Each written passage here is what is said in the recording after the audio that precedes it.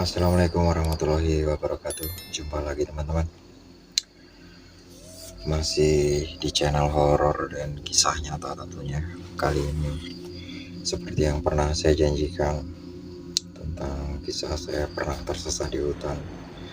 Waktu itu saya record cuma mungkin kurang seru ya jika menggunakan bahasa bantuan. Dan kali ini benar ingin saya pisahkan sendiri.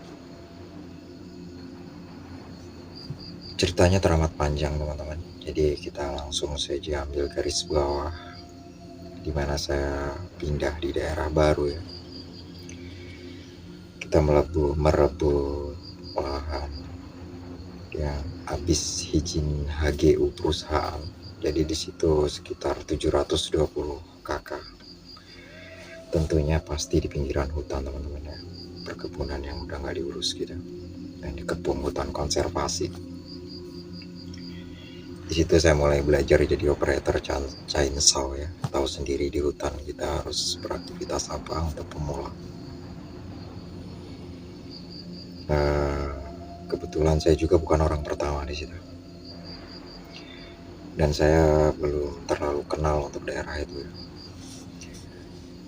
Di situ karena banyaknya borongan yang menyuruh saya untuk bekerja, maksudnya memesan kayu ya. Operator chainsaw itu mengaplikasikan kayu untuk menjadi bahan seperti papan, kayu dan lain sebagainya untuk bahan rumah. Kebetulan saya agak bandel, jadi saya berani sendiri masuk hutan. Saya belajar mengaplikasikannya sendiri gitu, tanpa rekam. Dan di desa itu saya terkenal jadi operator yang ya mungkin mereka agak puas dengan pekerjaan saya. Dan akhirnya karena banyak rekan dan teman ya, sambil cerita begitu iseng-iseng, di tempat kamu kerja banyak burungnya bro? Oh tentu banyak. Kamu di hutan sebelah mana ya? Itu loh yang di ujung di dekat hutan konservasi gitu. Memang benar teman-teman, di situ banyak masih jenis bermacam burung.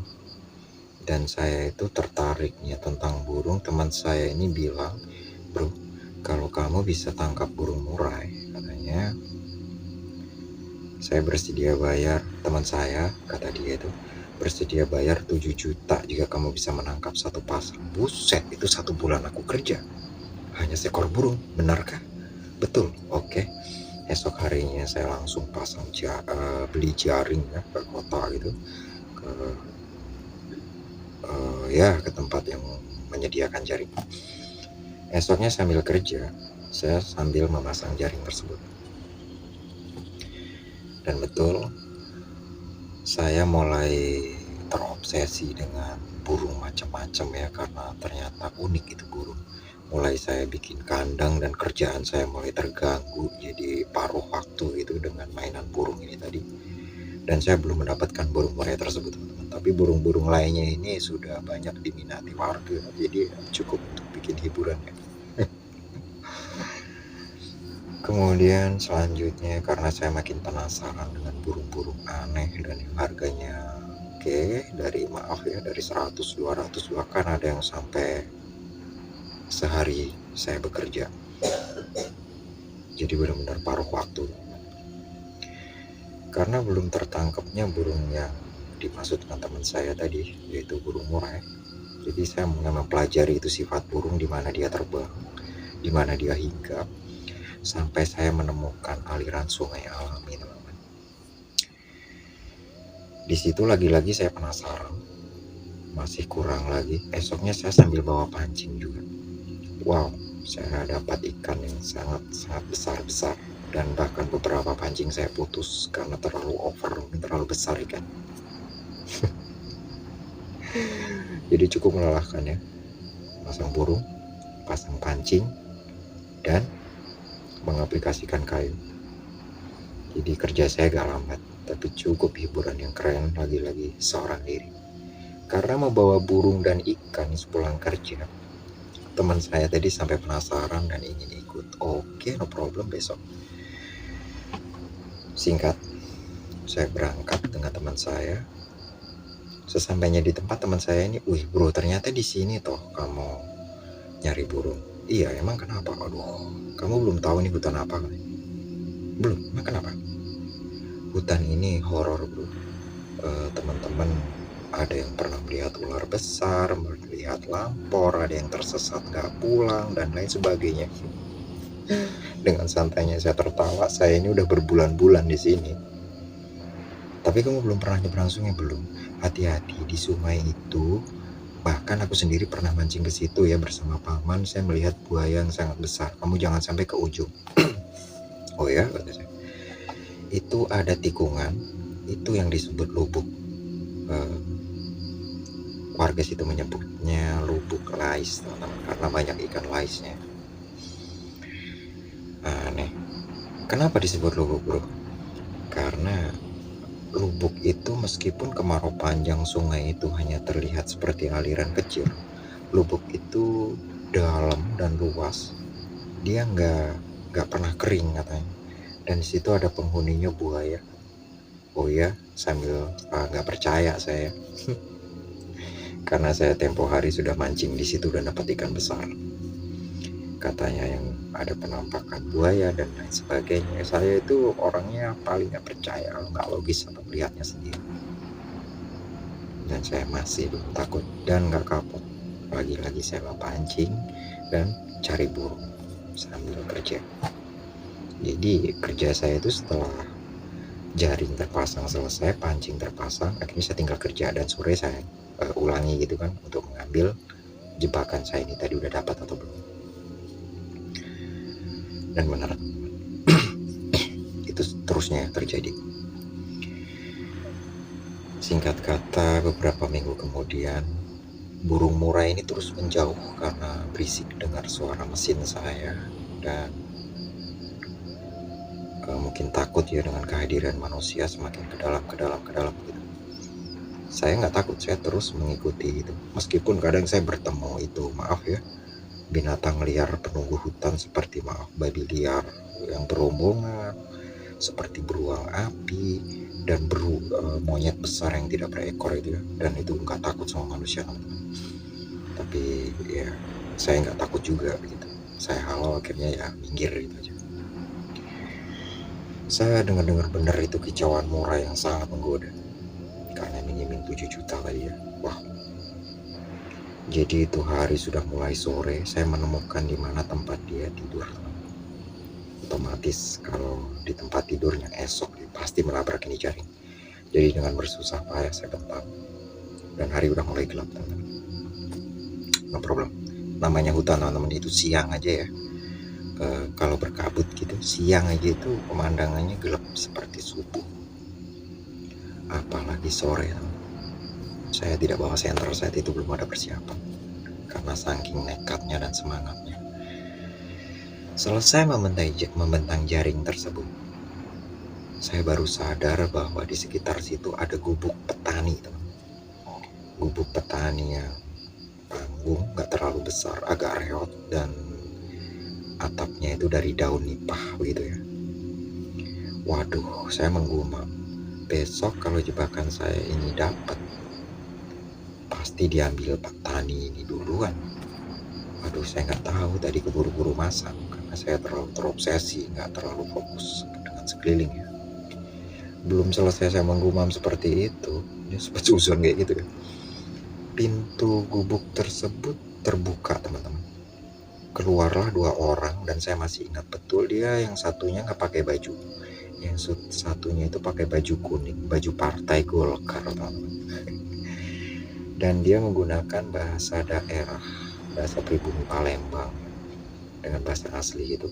Mereka berdua ini seolah-olah menggerutu, ada yang nggak cocok gitu.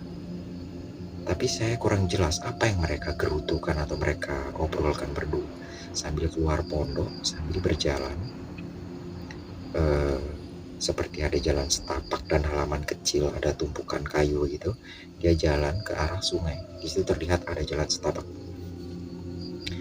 Karena hari terburu gelap, saya cuek aja. Saya sambil arah pulang karena udah cukup gelap ya. Saya nggak membawa lentera atau senter, jadi cuman bawa korek persiapan untuk merokok. Jadi hanya itu obor saya, dan saya mengingat-ingat jalan arah pulang tadi itu ada beberapa pohon besar. Oke, saya lanjut pulang. Sebelum saya jauh, orang ini tadi berdua ini arah jalannya menuju Lubuk Lais yang kata teman saya ada buaya. Di situ saya kira mereka tuh mau mandi atau mancing, tapi enggak, karena di situ ada tebing agak tinggi gitu. Terdengar deburan 2 kali. Orang ini tadi tuh ternyata mencebur, suaranya jebur, satunya jebur. Maghrib kok nyebur ke sungai, ngapain? Kok berani bener tepat tani tersebut, kata saya kan. Padahal itu kan, kata teman saya, danau yang yang angker gitu. Masa bodoh lah, saya pulang. Nah, ya seperti biasa, aktivitas seperti biasa, ya mandi dan lain sebagainya, tidur. Paginya saya itu udah gak sabar, karena saya yakin hari ini saya dapat burung murai pagi ini. Saya berangkat agak pagi-pagi teman-teman, karena saking semangatnya. Dan apa yang saya lihat ketika sampai hutan tersebut, saya taruh mesin motor dan lain sebagainya, langsung saya lari ke arah jaringnya. Nggak sempat mancing lagi. Di situ benar jaring saya penuh, bukan cuma burung ya, tapi murainya lagi-lagi nggak ada.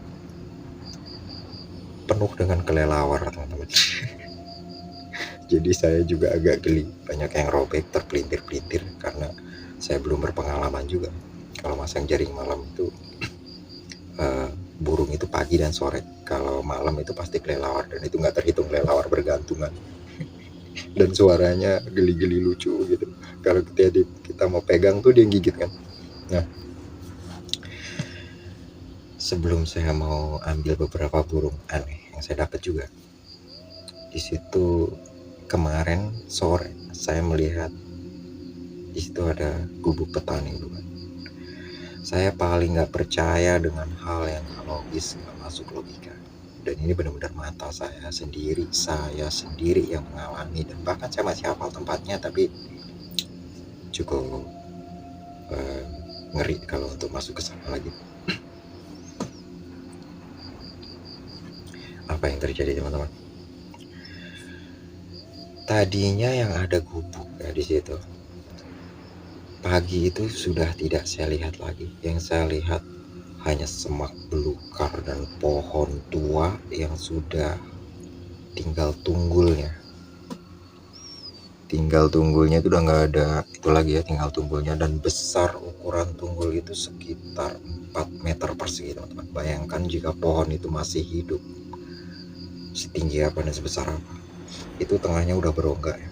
Dan di situ terdapat sumber mata air, yaitu kepala rawa kalau kami sebut. Itu airnya jernih sekali dan terus menyembur keluar begitu. Saya nggak habis pikir, terbengong cengang karena melihat pemandangan yang berbeda dalam sekejap. Saya masih nggak percaya. Jadi benar-benar saya deketi tempat posisi gubuk tersebut. Benar-benar udah nggak ada. Lagi-lagi saya masih belum percaya, dan saya ikuti jalan setapak. Tapi jalan setapak itu udah nggak ada juga. Kemarin 2 orang itu dengan mudahnya jalan ke situ, tapi di situ udah nggak ada jalan, dan saya berdiri tepat di atasnya ya. Tapi yang saya temui hanya rotan yang runcing dan banyak durinya semak. Wow, saya benar-benar melihat penampakan horor yang serius. Nggak menakutkan sih, tapi cukup bikin saya bingung. Ternyata alam gaib itu benar-benar ada gitu ya. Oke, nggak ambil pusing, saya terus pergi, dan saya mulai mikir ternyata benar-benar ada tempat gituan.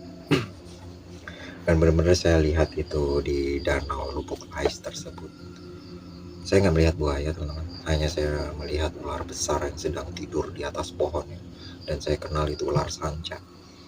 Ya nggak saya ganggu, saya pulang dan kerja seperti aktivitas biasanya. Pulang sampai rumah, seperti biasa esoknya lagi saya mancing juga sambil bawa ikan. Teman saya datang lagi, gimana murainya udah dapat belum? Teman saya udah telepon bahwa pesanannya udah dicariin, dan benar dia telepon lagi. Bahkan kalau butuh jaring atau butuh uang dulu, kalau jika positif bisa menangkap, dia mau kasih uang dulu. Waduh, saya kesetanan lagi nih. Oke, selanjutnya waktu saya pulang itu ya, saya ketemu bapak-bapak iseng-iseng tuh, nggak tahu dia mau ke lahan, ke kebun dia ya, papasan gitu. Sempet ngobrol sedikit, biasalah orang kampung ya, kalau papasan jalan tuh ngobrol sambil perokok gitu. Akhirnya buka cerita,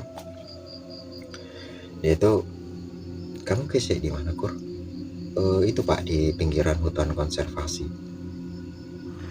Udah lama, udah. Kalau bisa jangan sampai menyeberang sungai ya. Itu termasuk orang lama di situ, orang yang tahu sejarah desa itu ya, dan tahu gitu ada kronologi apa gitu. Tapi bapak itu nggak banyak cerita. Pokoknya berpesan jangan menyeberang sungai dan jangan mancing di lubuk lais kan. Saya cuma mengiyakan aja.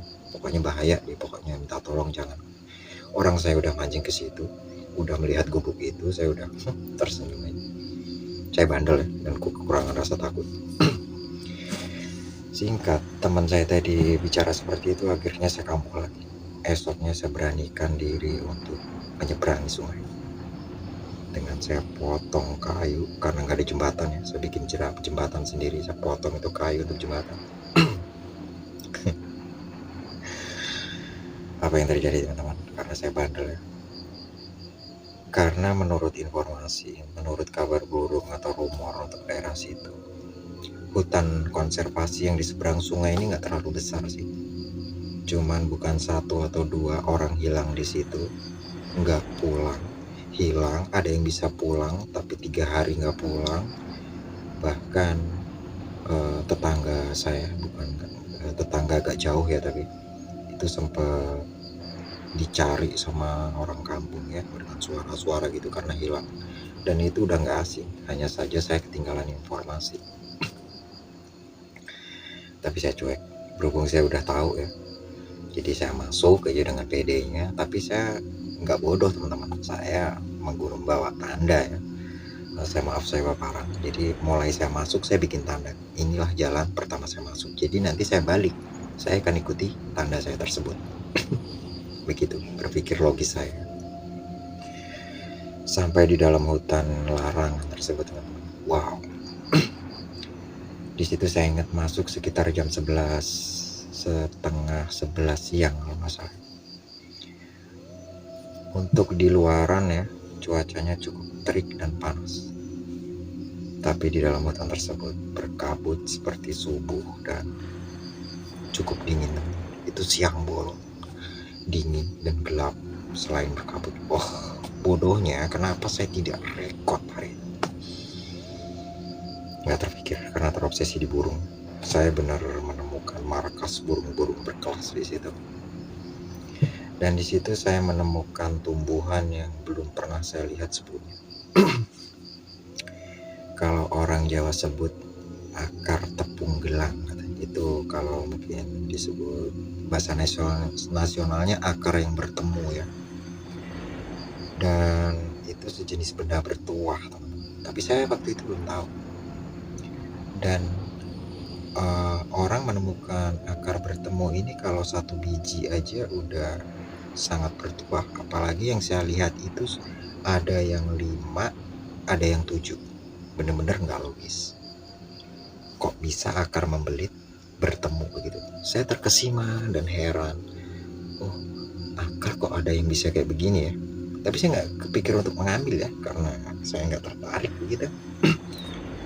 Kemudian saya belum pernah melihat namanya jenis kantong semar. Saya cuma melihat di internet atau di apa ya. Ini saya benar-benar melihat dengan mata kepala sendiri di hutan, karena dia merambat ya. Dan benar seperti kantong-kantong begitu teman-teman. Pada umumnya benar warnanya hijau ya. Tapi ada beberapa yang di atas itu berwarna putih, seolah-olah itu seperti jamur yang bercahaya itu teman-teman. Di atas itu udah rimbun, lebat dan tinggi gitu, membelit-belit pohon itu sampai tinggi ya. Saya benar-benar bengong gitu menyaksikan keindahan alam tersebut. Jadi saya istirahat sambil merokok gitu kan, diiringi suara jangkrik hutan yang mendengir sangat keras dan suaranya berirama kompak banget. Sebelum saya melanjutkan tujuan saya tadi, sambil menikmati alam, saya memastikan jalan yang saya bikin tadi ya. Saya balik lagi ke jalan yang saya tandain tadi. Apa yang terjadi teman-teman? Jalan yang saya bikin tadi, bekas saya pangkas-pangkas, saya beri petunjuk arah dan lain sebagainya, sama sekali sudah tidak ada. Yang saya lihat hanya semak belukar dan hutan dengan pemandangan sama. Nah, di situ saya mulai berpikir dan mulai berdebar-debar. Wah, jangan-jangan betul kata bapak tua itu, ini hutan nggak bener, nih hutan horor. Nggak putus asa, saya nggak bodoh. Saya cari lagi dengan cara itu kan satu arah, 4 penjuru plus kanan, kiri, depan, belakang, sejauh sekitar 100 meter. Tapi apa yang terjadi? Yang saya lihat hanya pemandangan yang sama. Wow, sudah terpikir saya benar-benar tersesat. Tapi saya ini masih normal, mata saya masih berfungsi dan lain sebagainya, nggak mungkin saya tersesat. Dan saya masih belum percaya, saya ulangi hal tersebut berkali-kali sampai saya lelah, tetap pemandangan yang sama yang saya dapatkan. Wah, saya cukup stres berat itu. Duduk, perbekalan air saya ini udah menipis habis ya. Dan saya yakin ini hari udah mulai gelap, saya bingung muter-muter di situ. Capek, ketakutan, dan gak karu-karuan. Nah, akhirnya saya putuskan baca sebisanya dan saya putuskan untuk berjalan lurus tanpa belok, nggak peduli apa di depan saya rintis, saya terus ke depannya. Saya nggak noleh kanan noleh kiri, nggak belok, meskipun yang depan saya ini semak, kanan saya ini belukar, bersih, saya tetap jalan yang semak karena saya nggak ingin tersesat. Saya benar-benar sampai lelah teman-teman, campur ketakutannya. Wajar jika orang hilang di hutan tersebut nggak akan bisa dengar walaupun ada suara-suara dari luar, karena suara jangkrik hutan atau belalang hutan ini suaranya cukup ultrasonik dan stereo. Jadi ada suara dari kejauhan itu nggak akan kedengar teman-teman, sampai mendengir banget gitu. Wajar saja banyak orang nggak bisa mendengar panggilan dari luar. Saya benar-benar merasakannya saat itu. Di situ saya melihat lagi, seperti maaf, bukan main takutnya, seperti maaf, celana dan pakaian seperti ini yang udah bertahun-tahun sepertinya, dan terlihat beberapa itu tulang manusia teman-teman. Jadi cukup habis darah saya rasanya. Sepertinya itu orang tersesat dan sampai maaf meninggal di situ mungkin, karena udah sampai tertutup tanah ya dan lumpur gitu. Hanya beberapa yang terlihat sudah dibelit-belit akar. Bukan cuma horor, tapi ini over teman-teman. Semakin saya ngebut untuk merintis jalan untuk lurus tadi karena udah semakin gelap. Lagi-lagi teman, seperti saya mendengar suara sebesar peti keranda itu berisi penuh berat, sepertinya itu dijatuhkan di bumi, geleduk dengan suara kencang gitu. Bukan main saya. Suara itu cukup dekat sekali, tapi tidak ada ranting patah, tidak ada penampakan, dan tidak ada apa-apa. Bukan main. Selanjutnya, karena saya terus merintis campur lelah di kegelapan, saya menyandarkan diri di sebuah pohon. Di situ rasanya benar-benar putus asa teman-teman. Saya sangat sedih. Anehnya saya mendengar pesan bapak tua itu. Karena saya jalan ini, saya yakin udah berkilo-kilo. Maksudnya udah jauh gitu loh, di posisi hutan yang banyak akar nggak jelas gitu ya, nggak seperti hutan-hutan kecil gitu, nggak, ini benar-benar hutan liar yang besar. Jadi untuk jalan aja kesusahan. Di situ sambil bersandar saya baca doa, dan ya Allah, sepertinya saya akan berakhir di sini. Saya berdoa sebisa saya ingat semua teman-teman jauh dan keluarga saya karena kondisi makin gelap ya. Nggak sadar air mata terjatuh teman-teman. Saya pasrah dan saya pejamkan mata saat itu. Apa yang terjadi?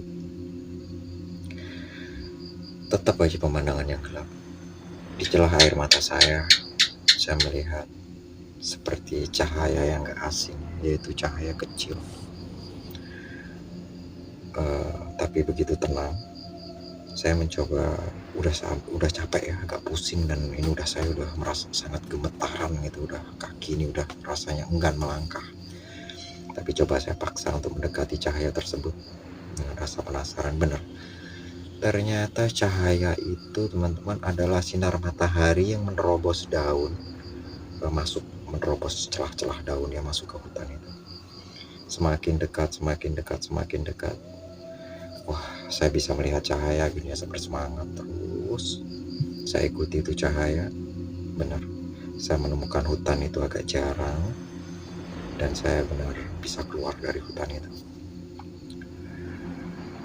Tapi anehnya ketika saya keluar, posisinya kok harusnya itu malam, harusnya malam ya.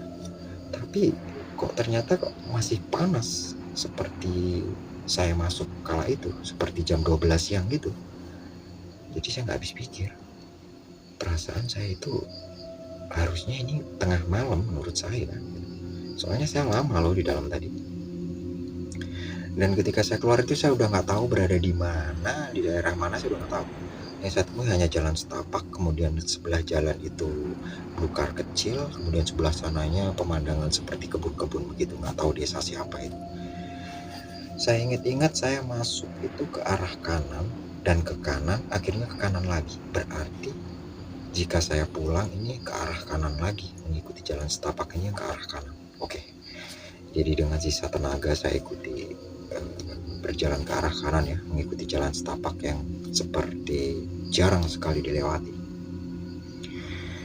Berkilo-kilo teman-teman. Saya nggak nyangka saya bisa tersesat sejauh itu. Perasaan seharusnya nggak sejauh itu. Di situ saya menemukan lagi sungai yang gak asing. Sepertinya ini aliran sungai yang lubuk lais, yang ada buayanya, yang saya dulu pernah memasang pancing di area tersebut. Tapi ini di hilirnya ya. Langsung saya turun teman-teman, udah gak pakai alat lagi karena saking haus dan lapar gak tertahan. Saya membungkuk seperti zebra atau serapah atau hewan lainnya. Saya langsung minum air itu. Setelah itu saya sandarkan di pohon, ada pohon besar, lagi-lagi itu pohon ingas yang getahnya itu jika mengenai kulit gatal teman-teman. Kalau yang gak tahan bisa alergi, melepuh seperti tersiram air panas. Alhamdulillah saya operator chainsaw yang tahan dengan kayu tersebut. Nggak peduli itu pohon apa, saya udah bersandar gitu aja. Pohon itu besar, dan lagi-lagi saking besarnya tambi atau akar itu melebar, jadi di bawahnya itu bisa untuk berteduh seperti rumah. Wow, saking besarnya. Ketinggiannya hampir mencapai 20 meter pokoknya teman-teman. Kalau 20 meter itu koma ya, lebih. Saking tingginya dan besar. Selanjutnya, karena saya udah mulai yakin ini sungai, saya ikuti terus. Saya ikuti terus. Akhirnya saya menemukan kayu melintang bikinan Kurkuruyuk. Maksudnya bikinan saya waktu pertama saya masuk kemarin. Ini enggak asing, ini jembatan yang pernah saya bikin. Disitulah saya bisa selamat dan menemukan jalan awal yang saya masuk. Kemudian saya tengok lagi ke kanan, tanda bekas jalan saya tadi itu masih ada loh. Dari pertama, kalau dari luar mau masuk, tanda saya tadi ada. Tapi kalau dari dalam mau keluar, itu ya itu hilang. Tapi saya udah gak berani coba-coba untuk ke kanan satu langkah pun, saya udah gak berani. Saya benar-benar jadi ingat pesan bapak tua itu.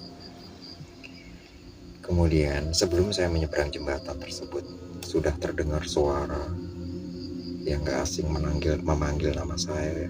Itu seperti terdengar suara banyak orang memanggil nama-nama saya gitu. Benar, ketika saya habis menyeberang sungai, terlihatlah mereka beramai-ramai, ada yang memukul-mukul panci, ada yang teriak-teriak, ada yang bawa kentongan gardu mencari saya. Karena saya cukup lelah ya, saya agak cuek aja menuju dekat motor. Mereka berkumpul dan alhamdulillah orangnya ketemu. Saya melihat di celah orang-orang tersebut bapak tua yang mengingat saya. Jadi bener, kamu udah kularang, masih nekat masuk. Terlihat teman yang pernah ikut saya nggak jadi mau masuk ke hutan itu karena takut ya. Itu karena ternyata teman-teman, saya sudah 3 hari nggak pulang. Dan yang hari kedua ketiga ini curiga, soalnya nggak pernah saya pergi sampai selarut itu dalam posisi kerja. Teman saya tadi membawa beberapa teman melihat dan benar motor saya masih ada di hutan tersebut, termasuk mesin dan alat-alat saya. Disitulah mereka nekat mencari saya dan akhirnya bertemu. Dari situ saya baru mulai kapok dan percaya. Baru di situ setelah saya pulang kan banyak yang ke rumah ya, setelah saya agak sehat makan mandi dan esoknya gitu berkumpul dan menceritakan, ternyata aku ini pernah tersesat di bla bla bla bla bla bla. Benar, yang tersesat di dalam itu melihat pemandangan sama yang saya lihat juga, tapi dia tidak melihat yang itu ya. Mereka melihat seperti katanya ular besar, hewan, tapi dia tidak melihat akar tepung gelang ini tadi sama kantung semar. Tapi yang mereka lihat seperti manusia pohon yang bergerak katanya. Terus ada yang melihat api besar dari pohon besar ke pohon besar itu berpindah, yang disebut, maaf katanya mereka menyebutnya itu lampor. Tapi alhamdulillah saya nggak melihat yang sehoror itu. Yang saya lihat justru pemandangan indah, cuma cukup bikin saya kapok hingga sekarang. Kemudian nggak lama karena cerita ini menyebar ya, datanglah orang pintar teman-teman. Dia bermaksud ke, iya pak, bisa saya minta tolong untuk menunjukkan di mana kamu pernah melihat benda bertuah yang akar tepung gelang ini tadi, kok sampai berlipat 7 sama 5. Soalnya saya belum pernah melihat itu seumur hidup saya. Saya benar-benar melihatnya pak. Hanya bodohnya kenapa tidak saya foto hari itu. Lagi pula saya di hutan gak pernah bawa handphone. Dia minta tolong dan dia berjanji mau membayar. Gak usah khawatir, kamu gak akan tersesat lagi. Saya bisa kok menghadapi hal seperti itu. Tapi saya benar-benar jera, meskipun dibayar pun saya nggak berani. Saya hanya berani tunjukkan arah-arahnya itu ke pinggir hutan konservasi itu pak. Jadi mungkin Mas Gor minta lipat gandakan bayarannya, tetap saya enggak. Saya takut benar pak. Sebenarnya ya benar saya butuh uang sih, saya nggak munafik. Cuman untuk masuk hutan itu saya benar-benar putus asanya. Sekarang saya udah nggak berani lagi menyentuh hutan yang horor tersebut. Jadi bukan cuma horor teman-teman ya, selain seberang sungainya ini berpenghuni makhluk yang gak jelas tadi, kemudian ada danau lubuk yang dalam, kemudian binatang-binatang buas dan hantu-hantu yang gak jelas seperti lampor dan lain sebagainya, ular besar dan macam-macam. Mereka mengumpulkan cerita di rumah saya ini, dan saya sendiri melihat benda bertuah seperti itu. Jadi cukup komplikasi banget ini hutan. Padahal yang nggak logis, hutan ini kira-kira hanya cuma sekitar 8 hektar. Di situ saya kurang merasa takut. Oke, kalau luas. Ini nggak luas teman-teman. Ini hanya sisa hutan konservasi dan nggak tahu siapa pemiliknya itu hutan. Yang jelas jarang dijamah manusia karena horornya tersebut. Itu tepatnya di daerah Musi Banyuasin, Palembang. Mungkin kalau untuk daerah Bayung Lincir ya, mungkin banyak yang tahu daerah itu jika yang sampai memasuki area ke arah perbatasan Jambi. Saya rasa banyak yang paham. Hutan kecil yang sering menyesatkan orang, bahkan ada beberapa yang tidak kembali hingga saat ini. Bersyukur sekali saya masih pulang dan oke, sekarang saya mulai percaya dengan pesan-pesan orang tua, karena beberapa kali saya mengalami termasuk kejadian yang janggal, nggak logika. Bahkan saya sendiri tidak bisa menggambarkan rasanya seperti apa saat posisi di tempat seperti itu. Beda sekali, nggak seperti di alam seperti ini. Di situ saya tersesat merasa sekitar setengah hari, tapi ternyata di dalam itu, di alam nyata, ternyata saya sudah 3 hari nggak pulang. Wajar, saya tuh merasa lemas, lapar, capek sekali. Disitulah saya terjawab, ternyata saya sampai 3 hari nggak pulang dan saya tidak mengkonsumsi apapun. Oke teman-teman, berikut seperti itulah kisah nyata yang sempat saya alami, yang benar-benar membuat saya jera ya. Dan di situ saya tanpa satu orang teman pun, karena saya bandel dan kekurangan rasa takut. Tapi akhirnya perlahan-lahan tumbuh juga rasa takut karena sering diteror horor seperti itu. Oke teman-teman, terima kasih banyak atas kesetiaan Anda, dan salam sejahtera, sehat selalu dan sukses tentunya. Sampai jumpa di kesempatan berikutnya. Assalamualaikum warahmatullahi wabarakatuh.